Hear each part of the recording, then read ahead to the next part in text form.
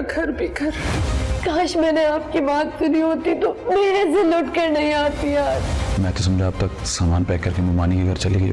جیسے کسی انسان کو مارنے پر سزائے موت دی جاتی ہے، اس لیے میرے ساتھ بے وفائی کرنے پر میں تمہیں سزائے موت دیتی ہوں.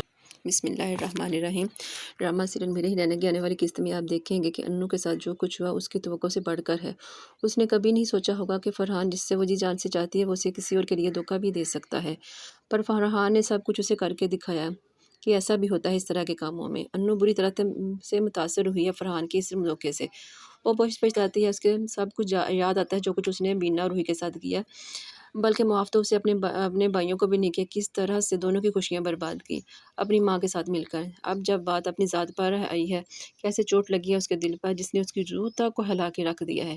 اب وہ لاکھ معافیاں تلافیاں کرے، بھائیوں سے بھابھیوں سے کیا فائدہ جب انسان کا بھروسہ ہی ایک بار کسی سے ٹوٹ جائے، خاص کر جب سامنے کوئی اپنا ہو. دوبارہ کبھی وہ یقین، بھروسہ، وہ بھرم کبھی قائم ہی نہیں ہو سکتا. یہ تو آزمائی ہوئی بات ہے اور آپ بھی اس سے واقف ہوں گے، اس حقیقت سے.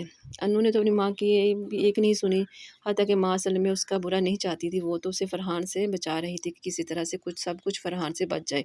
مگر انو نے کبھی کچھ سمجھنے کی کوشش ہی نہیں کی. جب فرحان گھر آتا ہے تو وہ دیکھتا ہے کہ انو گھر پر موجود ہوتی ہے. وہ حیران ہو کر کہتا ہے کہ میں تو سمجھا کہ تم اپنا سامان پیک کر کے میکے چلی گئی ہوگی.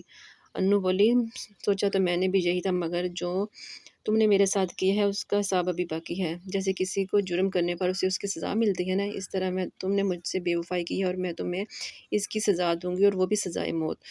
اور جو چائے تم پی رہی ہو نا، اس میں زہر ہے. یہ سن کر وہ چائے کا کپ فرحان کے ہاتھ سے نیچے گر جاتا ہے، مگر چائے تو حلق سے نیچے اتر جاتی ہے. فرحان لاکھ کوشش کرتا ہے اسے باہر نکالنے کی.